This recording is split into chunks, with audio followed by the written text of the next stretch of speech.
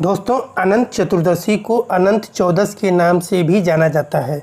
अनंत चतुर्दशी भाद्रपद मास के शुक्ल पक्ष की चौदस यानी कि 14वें दिन मनाई जाती है। इस दिन अनंत भगवान अर्थात भगवान विष्णु की पूजा की जाती है। अनंत चतुर्दशी के दिन अनंत भगवान अर्थात भगवान विष्णु की पूजा करके संकटों से रक्षा करने वाले अनंत सूत्र बांधा जाता है। इस अनंत सूत्र में 14 गांठें 14 लोकों का प्रतीक है। उनके प्रत्येक गांठ में अनंत भगवान यानी कि विष्णु भगवान विद्यमान हैं। 14 गांठों में जैसे तल, अतल, सुतल, तलातल, रसातल, पाताल, भू, भुव, स्व, जन, तय, सत्य, वितल, मह की रचना अनंत भगवान ने की थी। इस व्रत में भगवान विष्णु के अनंत रूप की पूजा होती है। अनंत चतुर्दशी के दिन गणपति महाराज की मूर्ति का विसर्जन किया जाता है, इसलिए यह पर्व और भी महत्वपूर्ण हो जाता है। दोस्तों, यदि आपने अभी तक हमारे इस चैनल को सब्सक्राइब नहीं किए हैं तो ऐसी ही ज्ञान की जानकारी पाने के लिए तुरंत सब्सक्राइब कर लीजिए और बगल में मौजूद घंटी को भी ज़रूर क्लिक करिए ताकि हमारे सभी वीडियो की जानकारी सबसे पहले आप तक सीधे पहुंच सके। दोस्तों, इस साल अनंत चतुर्दशी का त्यौहार 1 सितंबर 2020 दिन मंगलवार को मनाया जाएगा। चतुर्दशी तिथि का आरंभ 31 अगस्त 2020 दिन सोमवार को प्रातःकाल समय 8:50 है।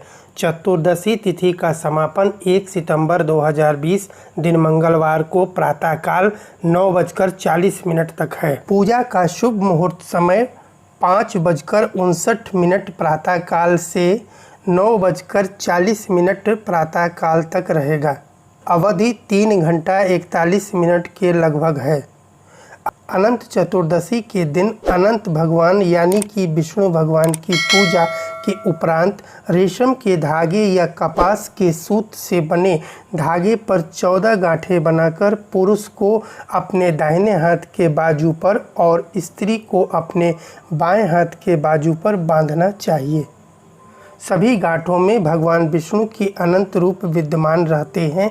अनंत चतुर्दशी का व्रत भगवान विष्णु को प्रसन्न करने के लिए किया जाता है।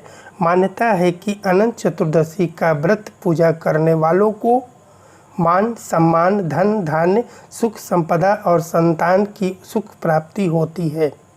इस दिन सत्यनारायण भगवान की व्रत कथा के साथ अनंत देव की कथा का भी पाठ किया जाता है। अनंत चतुर्दशी के दिन भगवान को मीठे व्यंजन का ही भोग लगाया जाता है, जिसमें दूध और चावल से बने खीर का विशेष महत्व है। अनंत चतुर्दशी के दिन व्रत में किसी भी प्रकार का नमक नहीं खाया जाता है। तो दोस्तों, अब हम जानने चलते हैं कि अनंत चतुर्दशी की पूजन विधि क्या है। अनंत चतुर्दशी के दिन सबसे पहले नित्य क्रिया से निवृत्त होने के बाद स्नान करके साफ वस्त्र पहनकर भगवान विष्णु का ध्यान करते हुए इस व्रत को करने का संकल्प लेना चाहिए। इसके बाद पूजा स्थल को साफ करके कलश की स्थापना करिए। उसके बाद कलश पर अष्टदल कमल की तरह बने बर्तन में उससे बने अनंत भगवान की स्थापना करिए या फिर भगवान विष्णु की कोई भी फोटो रखिए। उसके बाद पूजा स्थल पर बैठकर अक्षत, दुर्वा, कुमकुम, केसर, शुद्ध रेशम या कपास के सूत्र से बने धागे को हल्दी में रंग कर अनंत सूत्र बना लीजिए और उस अनंत सूत्र में 14 गांठें बनाइए या फिर बाजार से बना हुआ अनंत सूत्र खरीद कर ले आइए। खरीदते समय यह ध्यान जरूर रखिए कि अनंत सूत्र में 14 गांठें अवश्य होनी चाहिए। उसके बाद इस अनंत सूत्र को भगवान विष्णु के चरणों में रख दीजिए। उसके बाद पूजन सामग्री से भगवान विष्णु और अनंत सूत्र की विधि पूर्वक पूजा करिए और ओम अनंताय नमः मंत्र का जाप करते रहिए।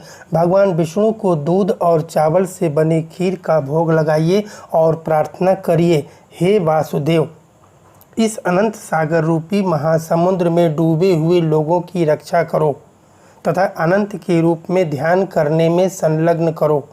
अनंत रूप वाले प्रभु, तुम्हें बार बार नमस्कार है। दोस्तों, अब शुरू करते हैं अनंत चतुर्दशी की कथा।